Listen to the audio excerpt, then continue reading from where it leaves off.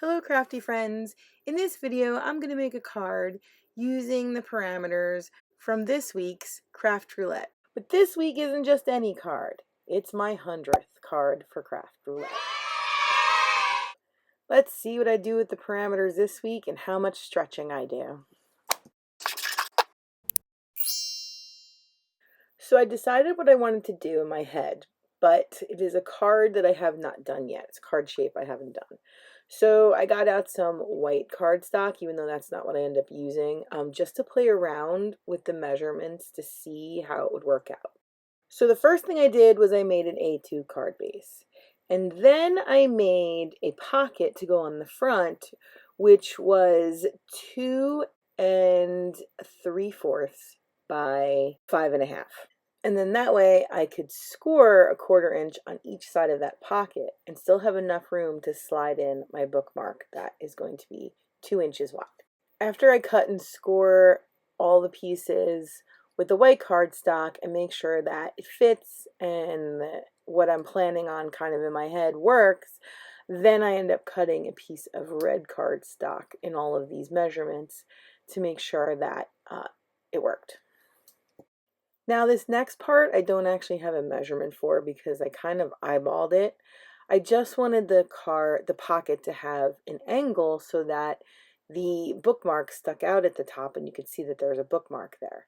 So I was kind of messing around with what kind of angle I wanted to do and did I want to do it at the top of the corner. And so that's why I don't have a measurement, because I was just kind of like putting it, as you can see, on my trimmer and looking at the little line that's there where it's going to cut and kind of deciding like, yep, that's the angle that I want. So there really wasn't a measurement. So when I did it on the red cardstock, I kind of sort of mimicked this, but it wasn't exact. This was just pure eyeballing it. Next, I just folded my little score lines to see if that was enough and if I liked the way that it folded. And then I trimmed off little corners because then it would fold better. So I just made little snips on each of the folds. So you can see here, quick little snips, no measurement, just cut the corners off so that when it folds under, it doesn't stick out a little bit. And then I just put it on the front to see if that is what I like and if it worked out. And I moved on to the actual paper. So this paper is printed from my computer. I just went on my collection. I have a digital collection of images and paper. And I thought this was really cute. And I did change a little bit of the colors because I was trying to go with Circus colors, which when I had thought about it and looked it up, when I think of Circus, I think of red, yellow, and blue, and gold. And so this had a lot of those tones in it. I changed to make some of the flowers more red than, I think they were pink. I did that on the computer. And then I just printed out a couple panels because I want the pocket to have the same image. So I printed it out twice, and you'll see when I assemble the card what I mean by that. So now I'm just kind of cutting to make sure that I'm trimming off and trimming it the 4 1/4. Well, I'm doing 4 because I'm going to leave a little border around it, so it's actually 4 inches by 5 1/4. I was making sure that I was trimming the right edges because I wanted my pocket to line up. So I didn't want to trim off a bunch on the top and then trim off a bunch on the bottom and then it doesn't line up. So that's what I was doing there. I was just making sure. So I was like triple checking, right? Measure twice, cut once. I need to do that more often though. So now I have my red cardstock base that I'm going to put on my first panel. And I didn't like the edges because of the white, so I decided to just ink the edges in a little dark blue. I think it's Chip Sapphire. That's what I think I inked it. It's a little dark in the corner where I first started, but that's okay because it's going to be covered by the pocket. Now I decided to use glue on the back panel instead of double stick tape, and I kind of wish I had used the double stick tape because the glue came out kind of globby. So then I got my little rubber spatula out to smear it a little bit so it didn't leave like glue marks on the other side of the paper, and then it worked out okay.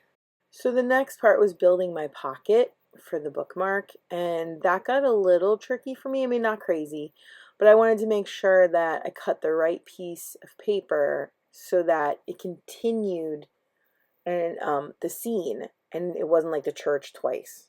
It was I cut off the part that I wanted on the right hand side, and that it lined up, and I cut the right angle because again I didn't measure it, so I had to trim it to make sure, because I had a margin on both sides, but then I didn't have a margin at the top, and I decided that I wanted that, so I had to kind of see how that was going to line up on the trimmer so I could trim off just enough. And I didn't want to mess up and have to reprint the paper again, because then I may not get the same exact coloring, or I may not get the exact same spot. So I was trying to be really careful and line it up.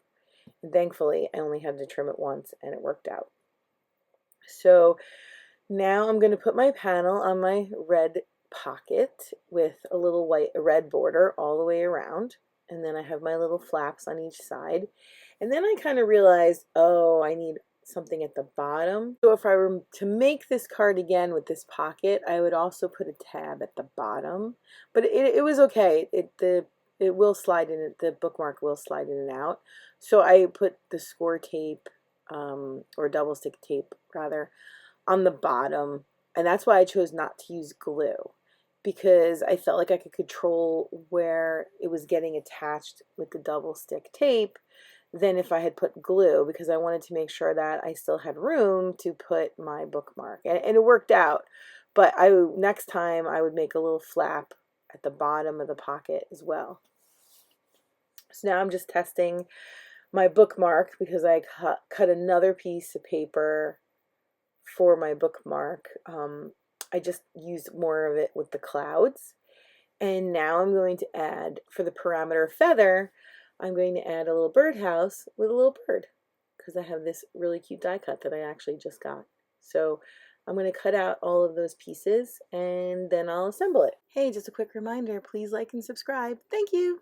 After I cut all my pieces out, I decided, because it was plain cardstock that I used, I decided I wanted to give a little texture, like wood texture, to the house and to the little post that it sits on. So I got out my Tim Holtz wood stamp that I have in my stash, and I just added it in a little bit of a darker blue. I don't know what color that, oh, Stormy Sky. And then used the same stamp to put some brown, I believe it was gingerbread from Simon Says Stamp.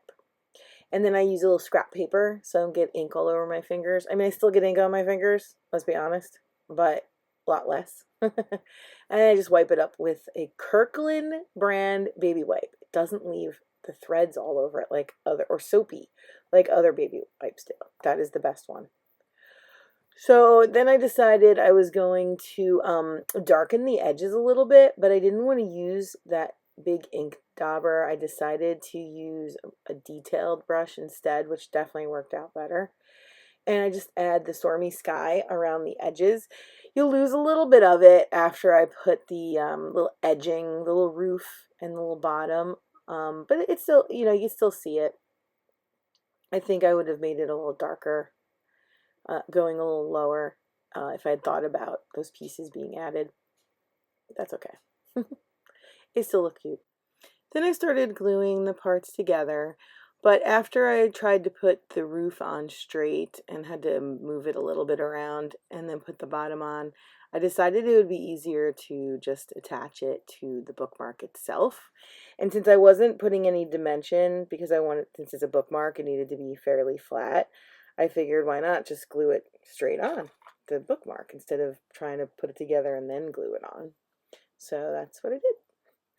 I cut out the heart and the little circle out of the navy or dark blue paper so that I could fill them in. And then I did the little bird, and I decided red would be cute because it's like a pop of color. And I did the wing in a slightly lighter color that I had in my scraps.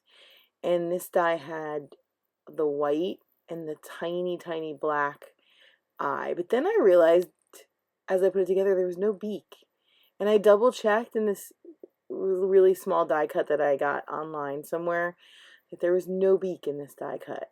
So I decided to make my own. I went and got some yellow scrap and then just cut a little triangle, and then I felt like it was too big. So then I just trimmed it down again until it was big enough to see, but small enough that it looked proportioned to the bird. And then he looked cute with the little beak. But before that, he looked like a deformed bird. Next, I added my sentiment. Now, I wanted to do something that had to do with hugs, and I had a few in my stash. That's what gave me the idea. But they weren't the right size for the card, and they weren't exactly the right saying that I was looking for, so I just made my own on the computer. I made sure to make it the right size that I could use that die cut. And then I'd cut out 2 more pieces and backed it. The very last step was, I thought to myself, if this is a bookmark, let's laminate it so it can last. So I ran it through the laminator, trimmed off the extra plastic laminator sheet, put it through my little tag punch, which I had to push really hard. As you saw, it shook the whole camera. And there's my card. Now, eventually I'm going to add some red tassel, which I could not find, to hang off the bookmark. Could not find it in my stash while I was doing this video, but future me did find it, so it'll be in my pictures at the end. Okay, parameter check. Project, card with a bookmark, check. Elements, hug, that's in my sentiment. Colors, Circus colors, I used red, gold, and blue. And then random was feather. I have my little bird who has feathers. I got all the parameters, and I don't think I stretched them at all. Thanks so much for watching. Have a crafty day.